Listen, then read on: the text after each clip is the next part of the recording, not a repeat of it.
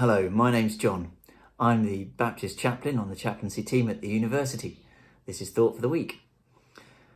We're increasingly being told that we need to pay attention to our well-being. Yes, we want to lead productive lives. Yes, we want to be good at what we do, strive. And yes, we want to help others. But we also need to spend time attending to our own well-being. Particularly as we come back from lockdown, there is a risk that we just rush back into the things that we used to do and burn ourselves out. And I appreciate there are times in life when we just have to knuckle down and get things done. Get an essay done, or maybe even a dissertation, or revise for exams, or perhaps just go to work to bring in an income. But there are still things that we can do, simple things, simple practices that we can follow to attend to our own well-being. So what can we do? What principles can we follow? And what does the Bible have to say? At Penrith Baptist Church, we've recently started a Renew Wellbeing drop-in called Renew 57. This has free tea and coffee and toast, and it's on a Thursday morning. It's under the umbrella of an organisation called Renew Wellbeing, which was set up by Ruth Rice. Ruth is a Baptist minister who recently started this model for these drop-in cafes about 5 years ago, after having a breakdown herself. It flowed from having a desire for better well-being for all in the whole community. And it's based on the 5 ways to well-being. These are affirmed by mental health experts in the mental health charity Mind and others too. Connect with other people. Be active. Do something physical. Take notice. Remember the things that bring you joy. Focus on them. Keep learning. And give. Maybe give of your time or your presence or of your words. And these drop-in cafes, these drop-in spaces have grown.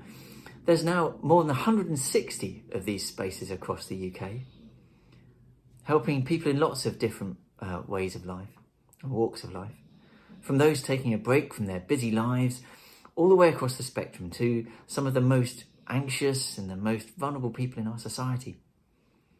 And it's these people who have benefited the most. Well, we see these 5 ways to well-being very much affirmed in the Bible. In the Old Testament of the Bible, we read that it's God's desire for us to have shalom. That is complete peace. The word shalom is used in the Bible as a greeting and a blessing.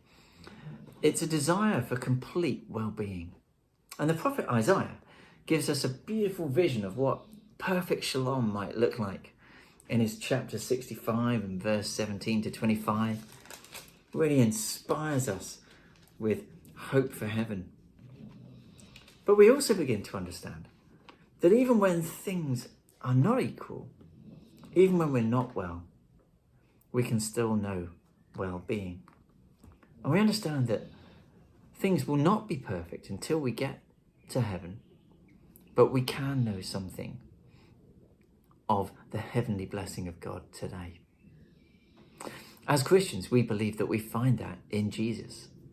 He made a way for us to be reconciled to God, offering us forgiveness. He's shown us on the cross that he loves us. And if we accept him into our lives as Lord, he secures a place for us and makes us a promise that that is ours in heaven for eternity, forever. That offer is open to anyone who will receive him. Jesus wants the best for us. So as Christians, it's in Jesus that ultimately we find our peace and our well-being. But we also journey with Jesus in everything that we do. And we're human. We need to follow these ways of well-being as well. That's how God has made us. So we carry Jesus with us throughout our lives, when we're connecting, when we're being active, when we're taking notice, when we're learning and giving. And as Christians, We carry that presence of Jesus by committing to prayer. As we journey with Jesus, we're hoping that something of this will be carried into our Renew 57 space as well at Penrath. Following Ruth's model, we have space for people to bring quiet tabletop hobbies and activities with free tea and coffee and toast. We also have a prayer space. This is a separate room and completely optional.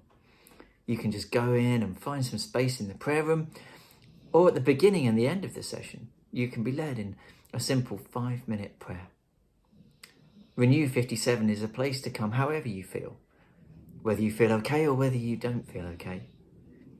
It's usually on Thursday mornings, but check the website penrath.org.